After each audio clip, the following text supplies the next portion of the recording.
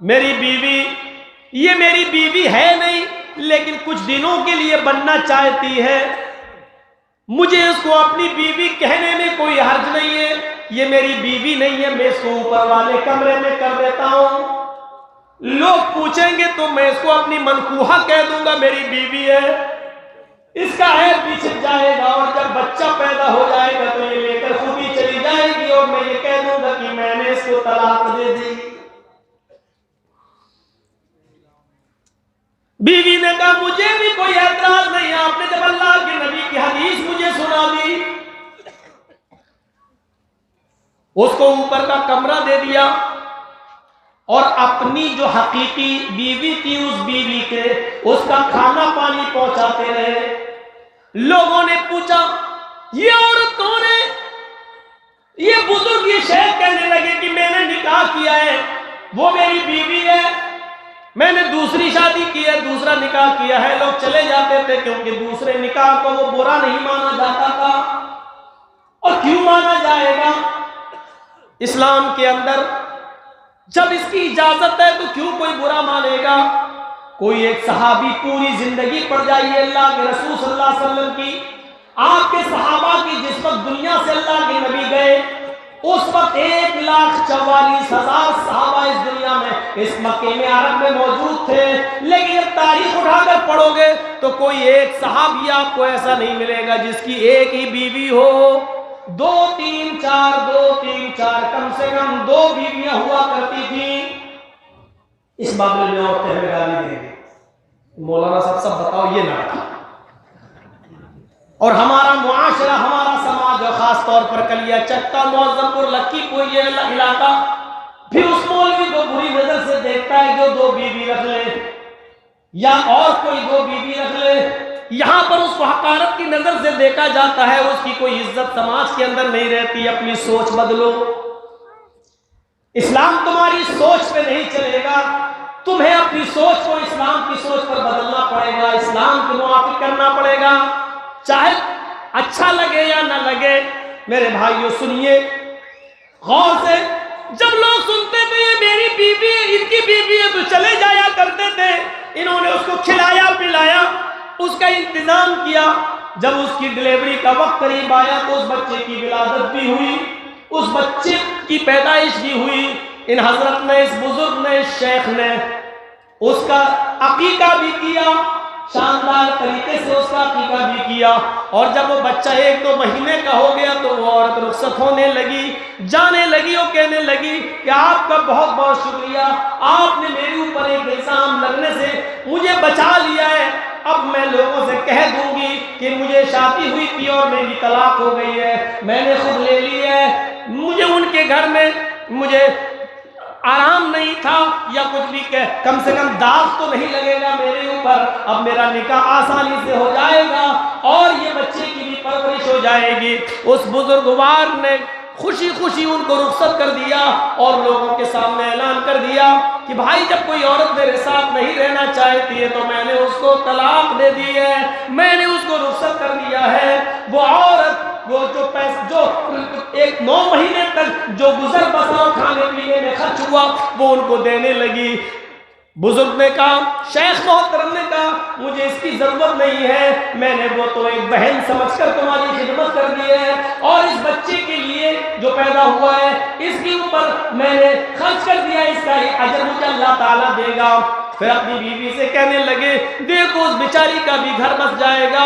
اور اس نے جو زنا کیا ہے اس کا معاملہ تو اللہ ہی کے اوپر ہے، اگر اس نے توبہ کی اور کرے گی تو اللہ معاف بھی کر سکتا ہے، اللہ اس کے گناہ کو بخش بھی سکتا ہے، مجھے اس کے اندرونی معاملے سے کیا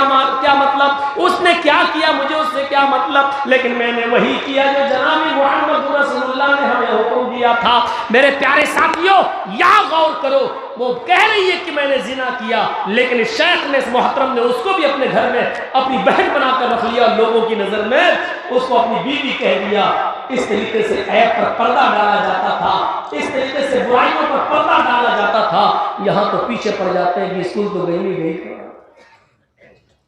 اتنی لمبی لمبی بات کس سے کرتی ہے، اور پھر ایک جھوٹ میں 99 جھوٹ اور ملائے جاتے ہیں۔ ایک سے نہیں، اس کا تو 20 سے چکر چل رہا ہے۔ اچھا، اور کچھ حالات ایسے ہیں بھی،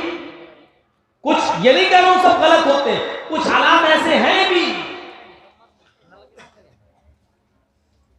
معاشرے میں کچھ برائیاں ہیں بھی، لیکن ہمیں کسی کے بارے میں بدگمانی نہیں کرنا چاہیے اور کسی کی جاسوسی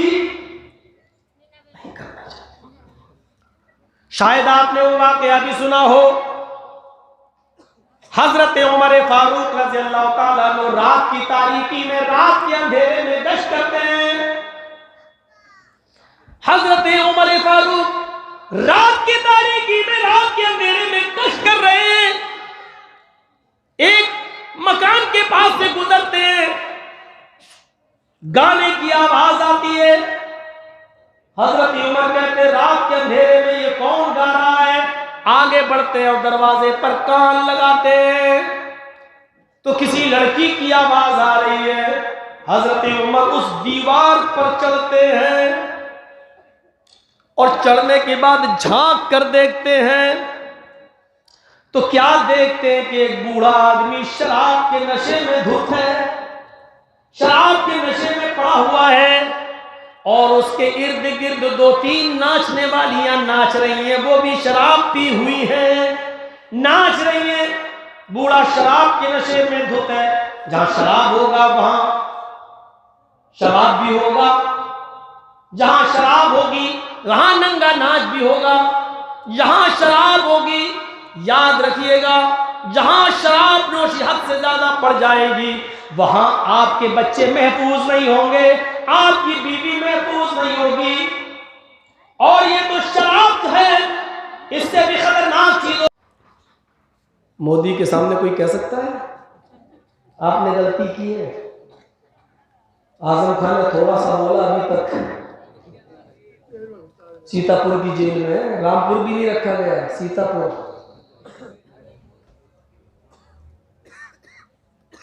ایک صاحب اور ہے، وہ تو بہت زیادہ بولتے ہیں، کچھ نہیں ہوتا ہے۔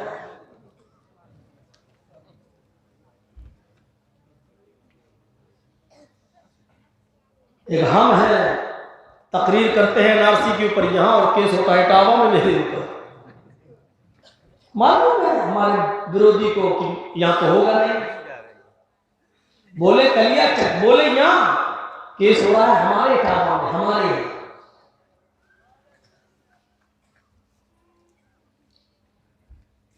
اتنا سا بولے بس،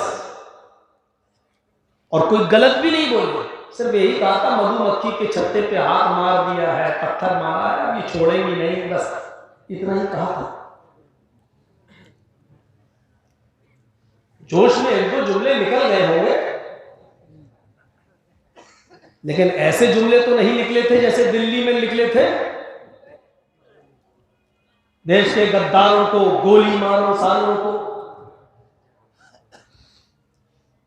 ایسے گنارے تو، ایسی چیز تو ہم نہیں بولے تھے۔ یہ ہوتا ہے۔ حضرت عمر سے کہہ رہا امیر المومنین سزا دو مجھے، لیکن غلطی میری ہے تو سزا کا مستحق ہوں، غلطی تو آپ نے بھی کی ہے، اور ایک نہیں کئی۔ میں نے بھی غلطی کی، ہاں، آپ کو کیا سزا ملنی چاہیے؟ حضرت عمر نے چھوڑ دیا، پہلے میری غلطی بتا کیا ہے۔ کہا امیر المومنین آپ کی پہلی غلطی، اللہ کے نبی صلی اللہ علیہ وسلم نے فرمایا کہ جب تمہارے گھر کے دروازے بند ہوں، کھڑکیاں بند ہوں، تو تم کسی کے گھر کی جاسوسی مت کرو۔ جب میرے دروازے بند تھے، میری کھڑکیاں بند تھی، میں اپنے گھر میں کیا کر رہا تھا اس سے آپ کو کیا مطلب؟ آپ نے دیوار پہ چڑھ کر، پھر دیوار پہ چڑھ کر نیچے جھانکنے کی کوشش کی اور دیکھا۔ اللہ کے نبی صلی اللہ علیہ وسلم فرماتے ہیں تمہارے بند دروازے اور بند کھڑکیوں